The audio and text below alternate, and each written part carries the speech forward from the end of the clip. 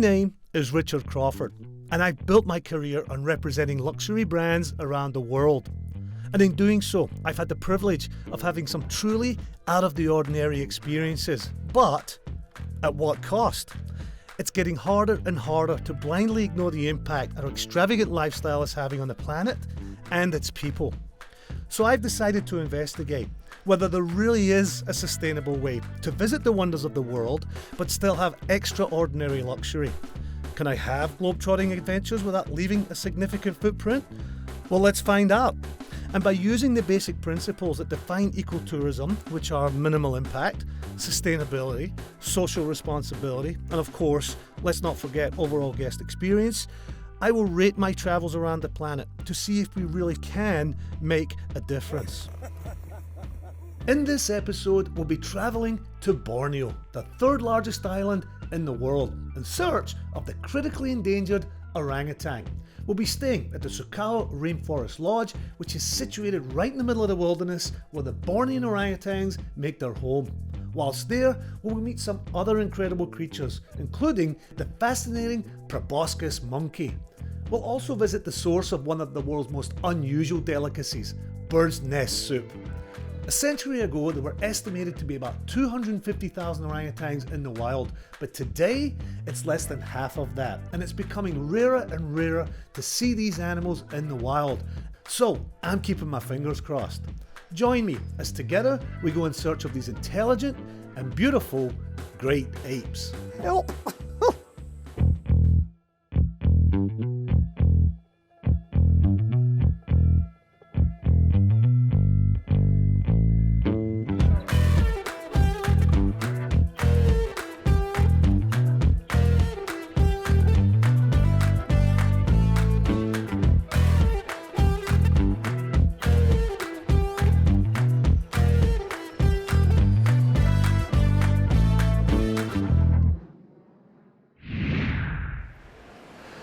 Well, here I am. I finally made it to Borneo, and oh wow, whew. Heat and humidity. I tell you what, it's been an epic journey up until this point. I actually think I might have went the wrong way. I should have went west around the globe instead of east. But I'm not quite where I need to be yet. I still have to take a road trip, get on a riverboat, probably an elephant and a llama, who knows? But Borneo Eco Tours, this must be me. How are you, man? Richard Crawford. Yeah, my name is Chu. Nice to meet you. Very nice to meet you. Let's get loaded up and get ready to go. So here we are at last in Borneo. Now, Borneo is the third largest island in the world, third only to Greenland and New Guinea.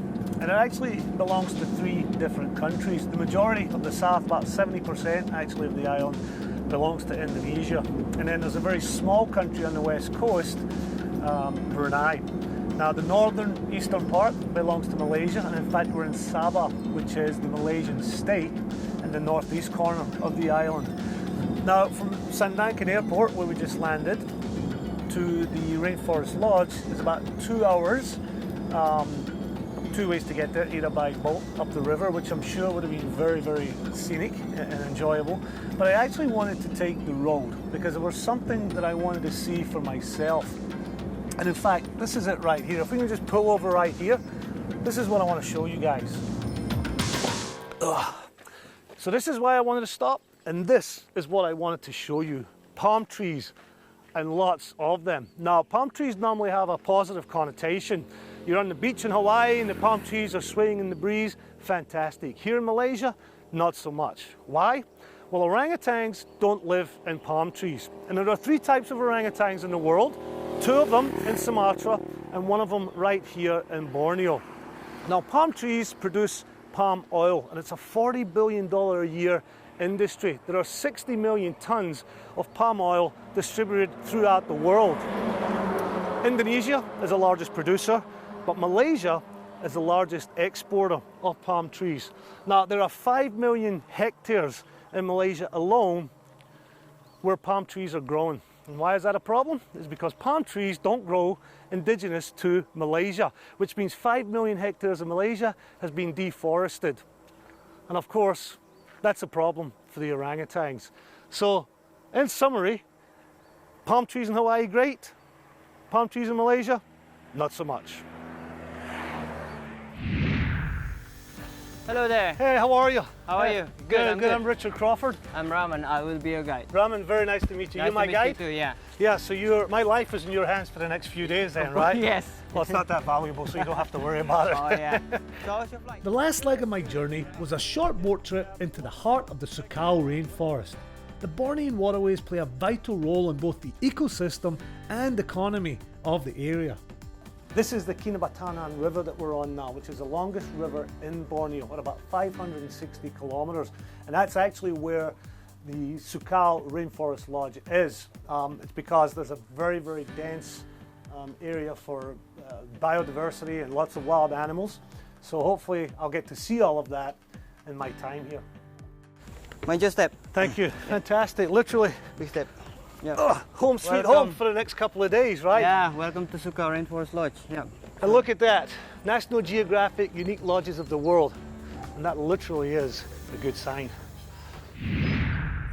The story of the Sukau Rainforest Lodge starts in the early 1990s with a gentleman by the name of Albert Teal. Now, Albert actually started a Borneo rainforest touring company, but he realized very quickly that he couldn't exactly expect his guests to come in to the middle of the Borneo rainforest without offering some kind of headquarters or accommodations. So long story short, he set out to buy some property and build a lodge. Now, his first couple of attempts actually failed.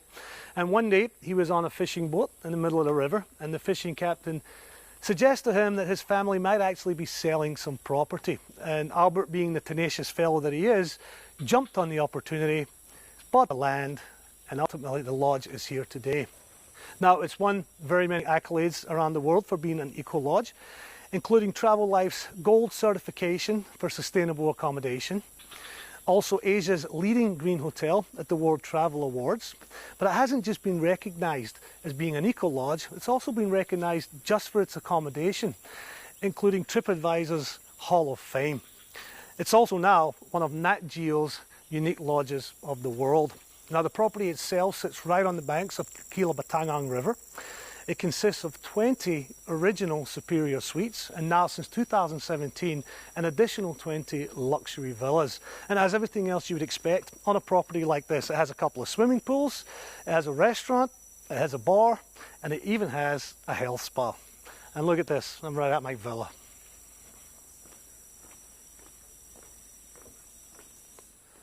Oh wow, you know, the first thing that really strikes me is each villa has a very low visual impact on its environment. And yes, that's a good sign.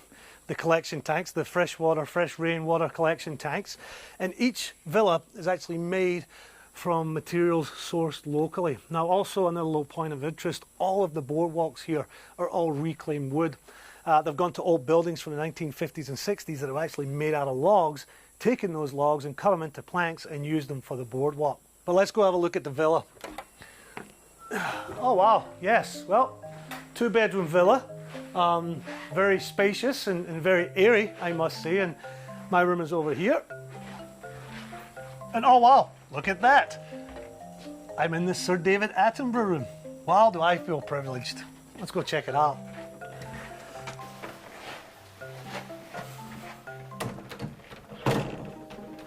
Wow, I have to say I'm very pleasantly surprised considering we're in the middle of the Borneo rainforest. This is really quite luxurious. You know, I mentioned earlier that all of the villas are actually made from local materials, but so are the furnishings and all the fixings. And the design is pretty simple. This high roof and this fan allows for a good natural airflow. But if you prefer air conditioning, they have that also. Now, every room also has their own little balcony here looking right out into the rainforest. And each room can be set up as a king or twin. And of course, every room has an ensuite.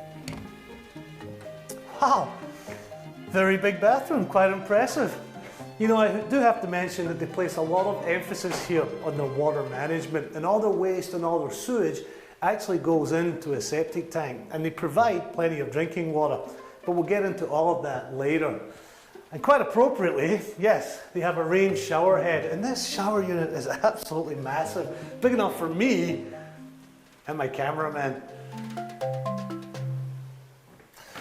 Well, I have to say, I'm really impressed with the rooms, but to be honest with you, after today's travel, I would probably sleep in the trees and feel all right about it. But I have a very early start in the morning to go find some of those elusive primates. So if you don't mind, I'm going to shut this door and get some good shut-eye. Good night.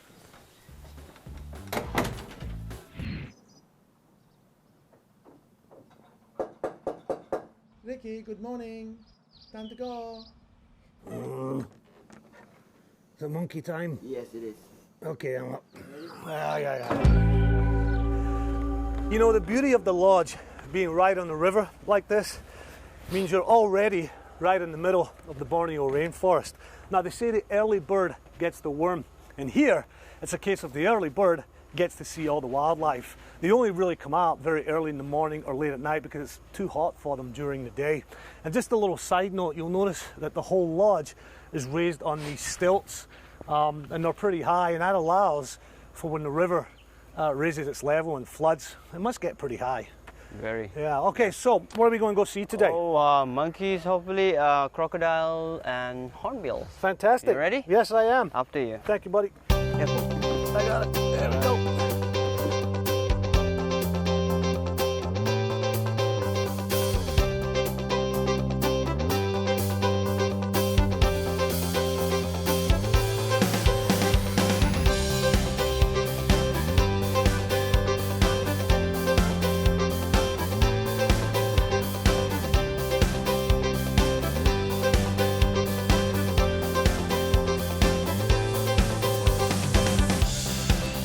You can think of the Kinabatanang as a major river highway that runs through the northeast part of Borneo and the Sabah region.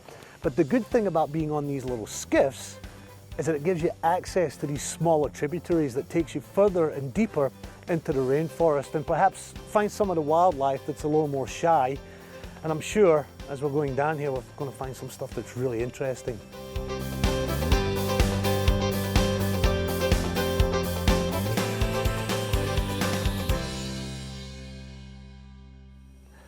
As we slowly meander down the river, I'm really enjoying taking in this beautiful scenery. And I'm assuming that this canopy is hundreds, maybe thousands of years old. But in doing a little research, I was actually really disappointed to find out that as recently as the 1980s, this whole place was almost completely deforested. And what you're seeing now is forest regrowth. Now, they can expect this young canopy to grow to about 300 feet above the river. And fortunately, in 2002, the place was designated as a Kinabatanang Wildlife Corridor, which will protect it from deforestation from now on. The Kinabatangan River is home to a wide range of fauna, many of which are unique to this area. In 2001, it was designated a bird sanctuary, and in addition to the orangutan, saltwater crocodile, Jose's langur, pigtail macaque, gibbon, slow loris, pygmy elephant and rhinoceros all call this area home, not to mention some very large and scary snakes. And luckily for me, I was about to come face to face, quite literally, with a very special monkey. Oh wow, yeah, there's a whole bunch of them. Look at them. So what I'm actually experiencing now is very unique to Borneo. We're looking at a group of Proboscis monkeys. Now, Proboscis monkeys are endangered species and they're endemic only to Borneo. Now, the most distinguishing feature of these monkeys are their very large noses, or proboscis, hence the name. Now, in a fully grown adult, it can grow up to 4 inches long, so maybe I'm part of a proboscis monkey group. Anyway, adults can also grow to about 60 pounds, adult males that is, and adult females to about 30 pounds. Now, it's suggested by some people that the females are attracted to a louder mating call, and obviously you would think larger nose, louder mating call, therefore in the world of primates, it seems that size does matter. Now, some of the other distinguishing factors of these monkeys is they have pot bellies, and that's because they have a big digestive system that helps them really break down the enzymes in the leaves that they eat, and that's mostly what their diet is. And I'm kind of surprised too, considering they're an endangered species. They stand out really out of the trees because their fur is bright orange, so it's not like they're well hidden. Now, they are found mostly around rivers and seafronts, and that's because they are good swimmers. And when they're making their nests, I found out also, they'll do it right over the water. So if any predator comes up a tree, they're quite happy to jump out the tree and into the water. They're, again, pretty good swimmers. And I think there's There's one up there, so there's one up there that's doing some gesturing right now, and what he's doing is he's putting his neck into his shoulders and opening his mouth like this and making a noise, and that's him being quite aggressive towards me actually. And I think the reason he's doing that is because he's intimidated by the size of my nose. But yeah, this is great. I mean, I think there's one up there actually. There's a small baby actually suckling on its mother's teat. This is really cool. And as I mentioned, this is unique to Borneo. You won't see these guys anywhere else in the wild. So far, everything we've seen of Borneo has been from the river, but obviously there's more to the Borneo rainforest than that. And fortunately, here at the lodge, they built a 300-meter long boardwalk deep into the Borneo rainforest. It's the Hornbill Boardwalk. Now, the Borneo rainforest is actually the oldest rainforest in the world. It's about 140 million years old, and as you can imagine, one of the most biodiverse places in the world. In fact, every month they find 3 new species in Borneo, and over the last couple of decades, that's added up to about 600 species.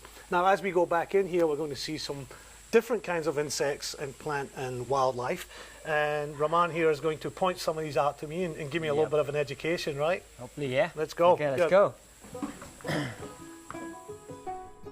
Even though the boardwalk is comparatively short, it feels like we are deep in the forest in only a few steps, and the biodiversity of the area quickly becomes apparent.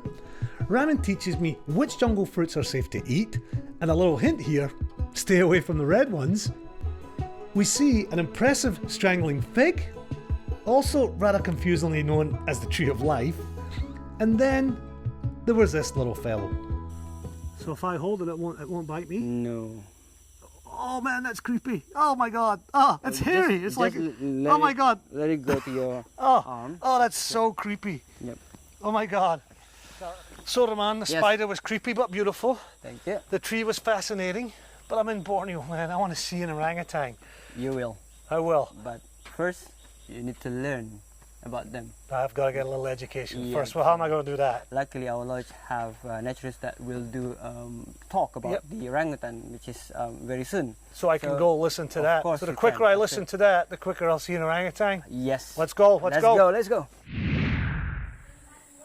As we've discovered, as we visit these different eco-destinations around the world, education is a big part of conservation. And here at this Eco Lodge, they have a full team of guides, as well as an in-house naturalist. And they even have this little place here called the 8 Gallery, where some of the guides can give tutorials and educate the guests. And today, one of the guides is giving an education on orangutans. So let's go sit in and have a listen.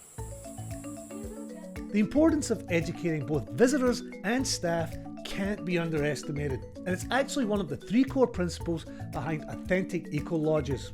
And now I can consider myself an orangutan expert.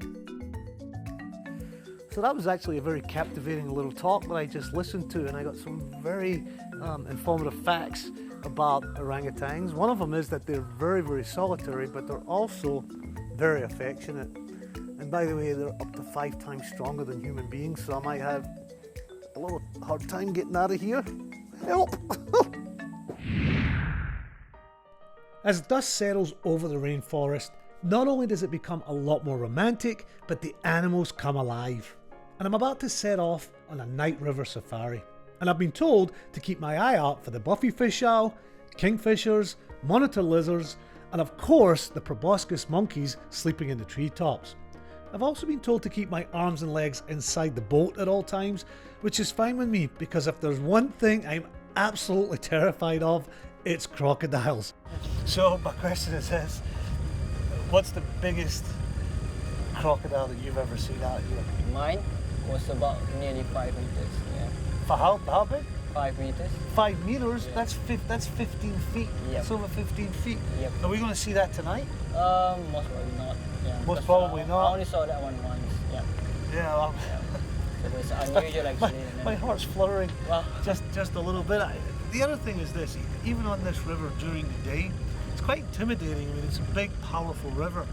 But at night, God, it's quite nerve-wracking. I know we've got an expert driver back there with a big spotlight, but it's pretty nerve-wracking. And there he was, the estuarine crocodile. Luckily he was out there and I was in the boat, but he did seem to be eyeing me. Oh, well, I did thoroughly enjoy that, but I have to say, I was a little surprised at how vulnerable I actually felt out there in the pitch black sometimes on a big river like that. And I'm glad I saw a couple of little crocodiles, but I did not want to run into that 5-meter crocodile that my guide, Raman, was talking about. Otherwise, I'd never have slept tonight. But I didn't see it, so I should get a good night's sleep.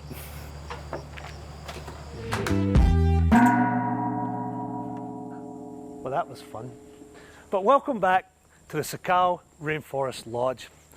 At 140 million years, the oldest rainforest in the world in the northeast corner of Borneo. You know, for the last couple of days I've had the opportunity to go on several excursions and activities actually in the rainforest itself and really take in its beauty and its splendor. But it raises the age-old question, what does it take for a lodge like this to be in an environment like this without leaving a significant footprint? So I'm going to track down the in-house naturalist and property manager and find out what it is that they're doing here that makes this place so special and allows them to continue to win eco awards year after year. For ecotourism, beside the products, well, it's, to be honest, for the safekeeping of the forest itself. Because the tourism here started around 1989 and the conservations of the area is 2005. So people like you before and you right now and the rest there and the guests that we have right now, it's actually showing the government, telling them by keeping the forest still give you a good economical value. Personally, sometimes it's all about money like that. So if we use the ecotourism here as a commercial, as important economic value, is to ensure the safekeeping of this forest like that. However, along with it, you need sustainable. Otherwise, yeah, it's not the idea of ecotourism anymore. Yeah, like we don't want to be mass tourism or over tourism, etc. So yes, why ecotourism? Is the forest, is the conservations. The Best Society is the only NGO set up by a tour and lodge operator in Malaysia. And since its foundation in 2007, it has funded dozens of projects. A portion of every stay at the lodge is automatically donated by guests, and this is then matched by the operators. So Hallie took me to the newly constructed Sukau Ecotourism Research Centre, which is located on the Society's Borneo Land Conservancy. So tell me, how much land are we on here? Oh, here is 7.7 acres. Yep. And hopefully in the future we can find more. But the idea is it's not about the bigger land you buy, but the important part is how is the conservation value of that land. Yeah. Because some lands, they are not used by the wildlife such as elephants or orangutan. But this one, it's worth it to both for 7.7 acre. But if it's open, it's for building, if it's for plantation, it's block the elephant, which is traveling up and down river to look for food. Yeah. Adult, they can eat 200 kilos. That's a lot. That's a I lot. could do that sometime for a good breakfast. In the end, ecotourism is not about economic, it's not about income benefit only, but it's a big scope. Yeah. Yeah, it's related with everything around us. Fantastic. Well, Thank thank you for No showing me problem. this. Yes. I appreciate it. Thank you. You're welcome. Unfortunately, Malaysia ranks very, very high in the misuse of plastic. In fact, over 100 million tons. They rank 8th in the world. Now, the concept of recycling is great. However, implementation is a little difficult, even in first world countries. So you can imagine in a remote place like this, how difficult it is. However, they are doing some things here to make a difference. And in my thinly veiled attempt just to have a pina colada, one of those differences is that they've actually got rid of all plastic straws. And they're using bamboo because it grows fast, it's sustainable, and it's biodegradable. Tastes pretty good too.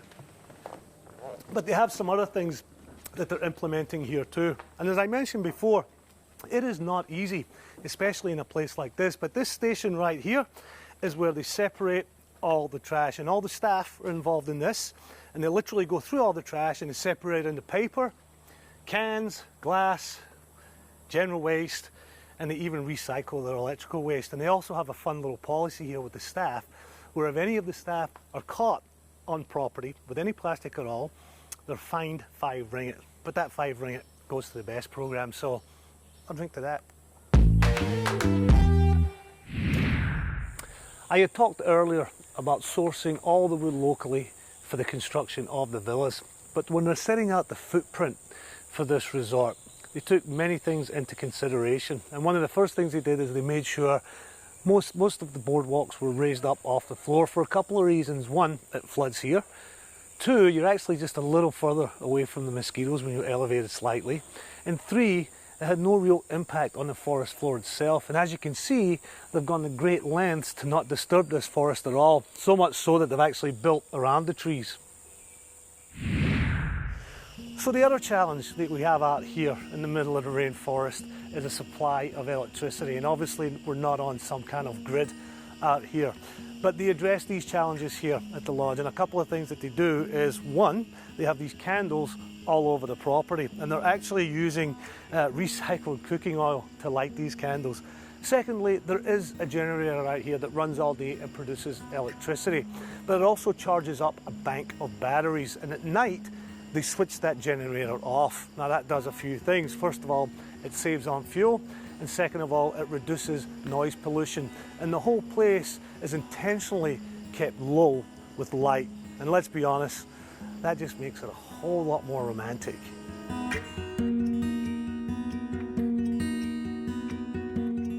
I spent the last few days in the middle of the Borneo rainforest, but I thought it was time to actually get out and learn a little bit about the culture and the heritage of the people who live here in Sabah. So I started here in Sandakan. Now Sandakan is the second largest city in Sabah and has a population of about 150,000 people.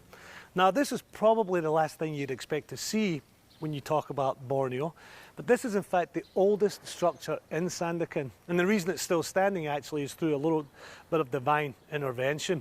This was a very prosperous time in the 1880s, and the Japanese during Second World War took over all of Borneo, including Sandakan, and in their efforts to get this place back again, the Allies heavily bombed it, and one of those bombs dropped right through the roof of that church but didn't explode. So I thought this would be a good place to start and really get some information on people who work and live here. So as you can imagine, as with any port town, Sandakan is heavily reliant on fishing. And these fishing boats come in every day and bring their fresh catch in and bring it to market right here. So let's go see how good my bartering skills are. You can tell a lot about the lifestyle of local people by visiting their market, and the Sandakan Central Market is certainly a real eye-opener. The markets get going at 3 AM when the fishing boats arrive and unload their catch, and my first stop was their wet market. And I must say, I've never seen such an array of aquatic species. Some of them I didn't even know you could eat. Look how pretty that is, look how colourful it is. Never seen that before. Maybe I gotta stay close to the local cats because they seem to know where to find the best fish. You know, I want to haggle here over this fish, but what am I going to do? Take this fish home with me in my suitcase? I think I'll try my luck here in the other traditional marketplace. There are hundreds of stalls displaying row upon row of colourful fruit, vegetables, spices, and possibly more dried fish than you've ever seen in your life. And if it's been a long day, just grab one of nature's ultimate takeaway energy drinks, a coconut. The good thing is, even though it's on a very small scale, they are reverting to a traditional way that they would package their goods and carry them, and that's to put it in banana leaves. Obviously, the whole country's not doing this. Like I said, it's a very small scale, but it's a start, and it's definitely a better alternative to plastic. So here we are at a very traditional style village here in Sabah, and mostly in the coastal areas. This is a water village, and as you can see, the whole village is on stilts above the water, hence the name. And this particular village is called Sim Sim.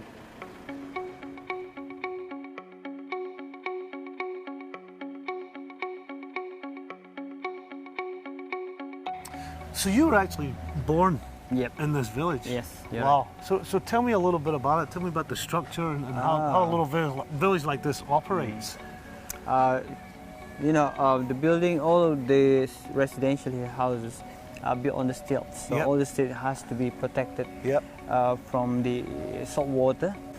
People normally have 3-4 bedrooms. Okay, normally big family live Yes, here. of course. So if you have more money, you can upgrade your house. 15 years ago, there used to be less plastics, Yeah. not like no plastic at all. But now it's very sad, as you can see.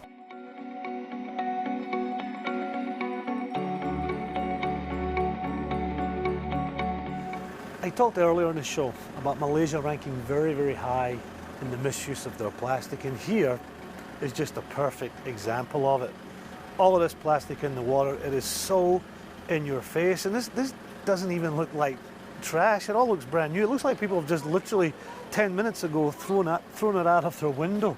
It's absolutely disgusting. I just haven't seen it this overt. I don't even know what to say. It's all over. It's not even just here, it's just all through the bay.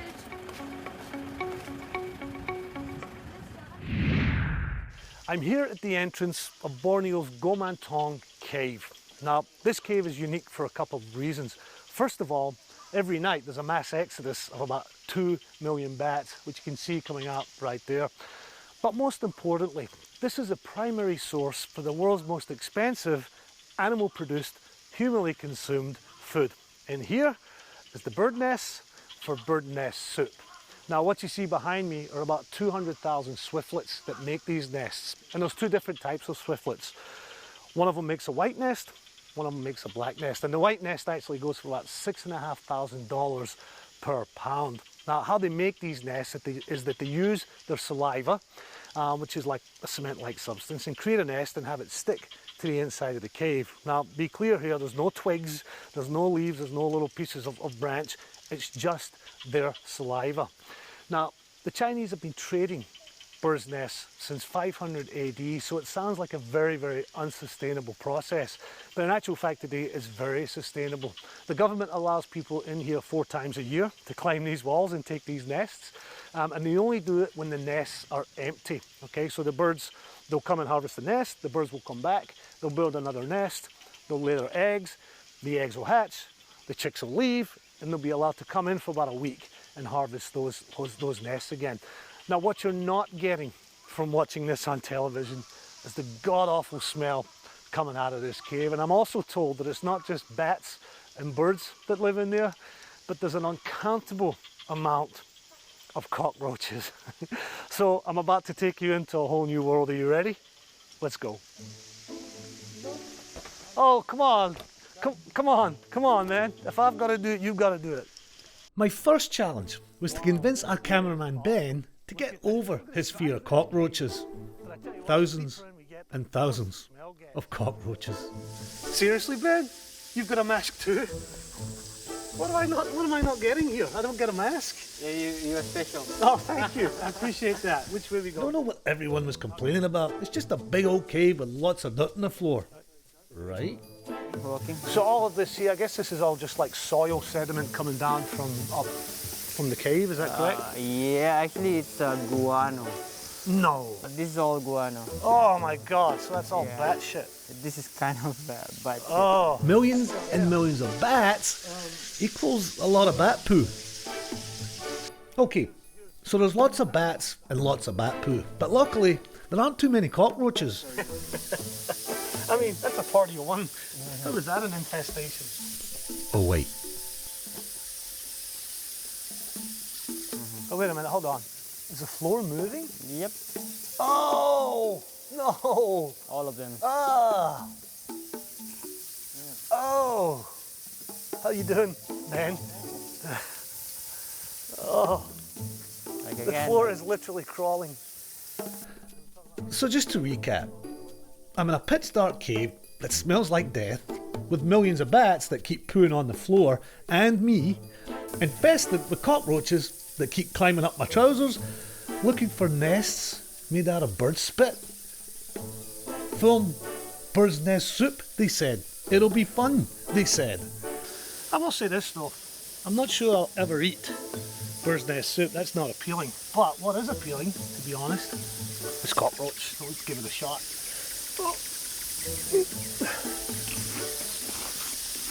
No.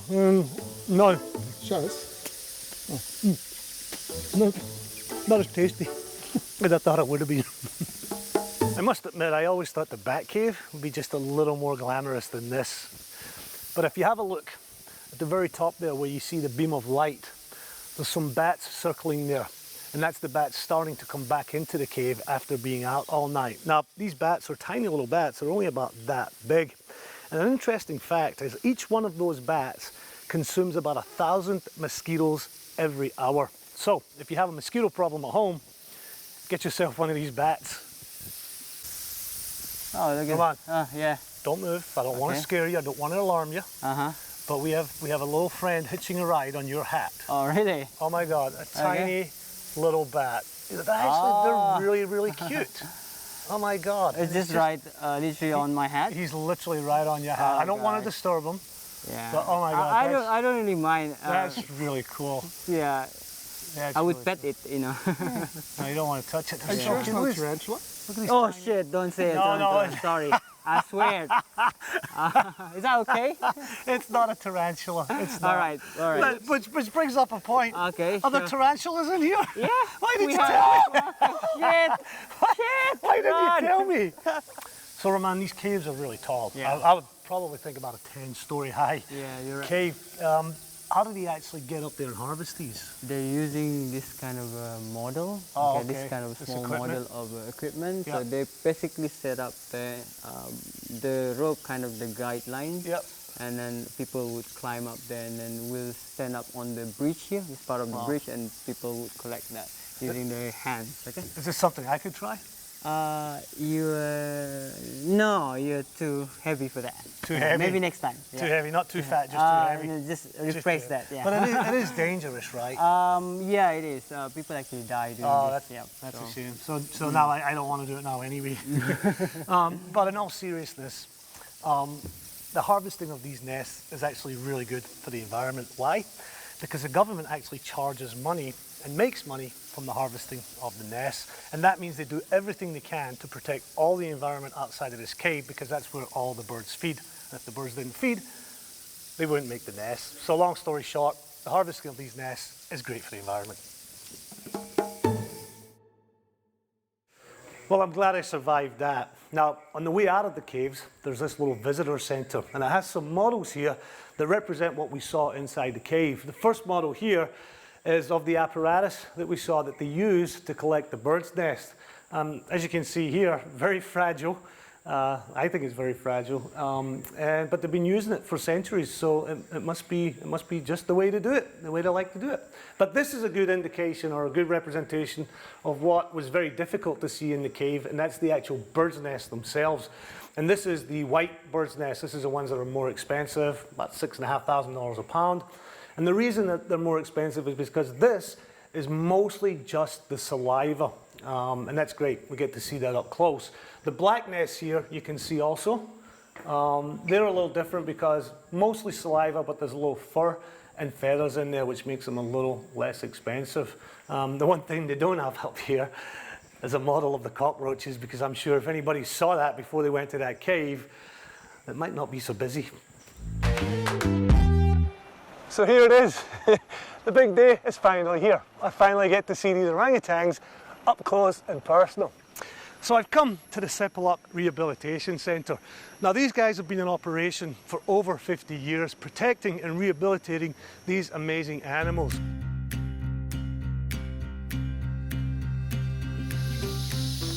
The really great thing about this rehabilitation centre is it's just like being in the wild. In fact, it is the wild. It's 4,200 hectares of pure virgin forest, and it's a perfect place to watch the orangutans in their own habitat.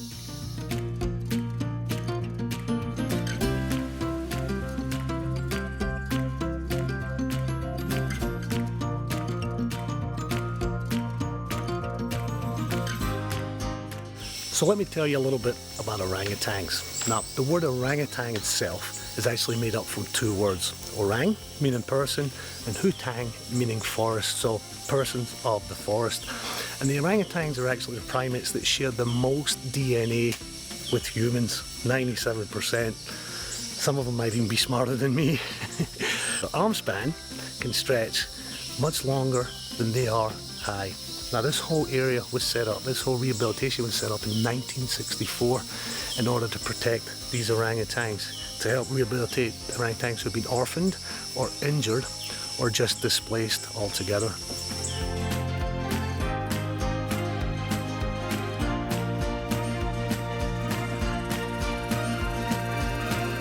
So what you can actually see behind me is the nursery of the rehabilitation centre. Let me get one thing straight here. This is not a zoo, it's very open. Now in here, they keep the younger orangutans between 5 to 8 years old who have either been separated from their mother or they've been held in captivity. And the whole purpose of an area like this is to rehabilitate the orangutans into using skills that they'll actually need in the wild. Sometimes orangutans who have been in captivity the whole time never leave the ground, so it's important that they have all these ropes here so that they can actually learn to swing like they would between the trees.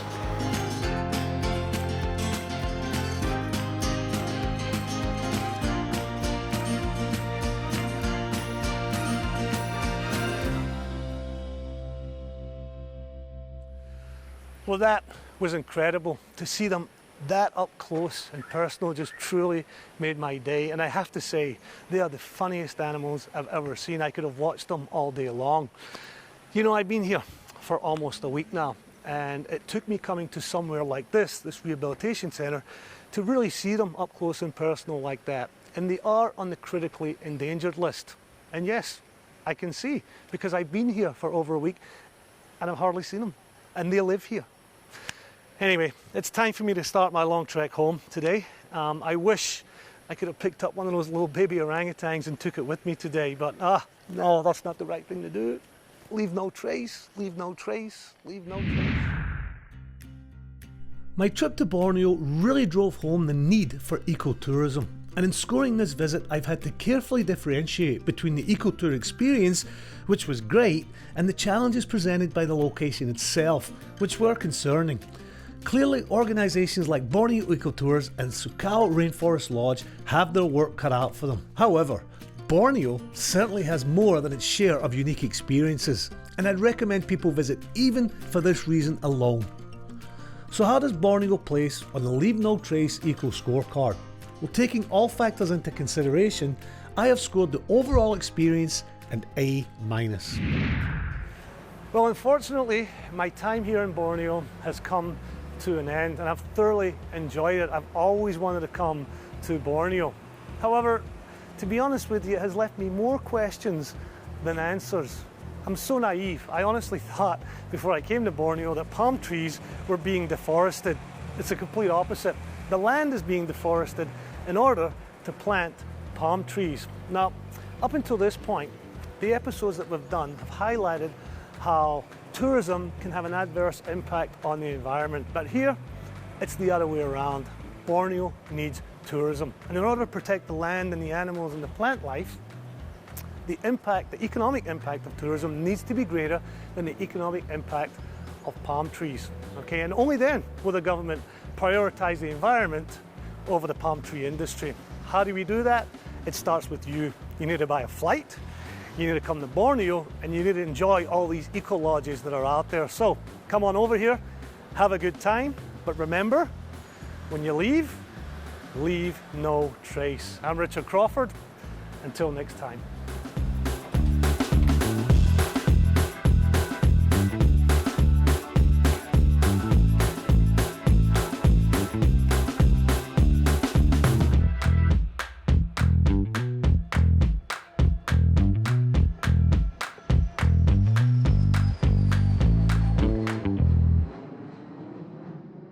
Okay, well, you know, it might be a sarong, but it just feels so right.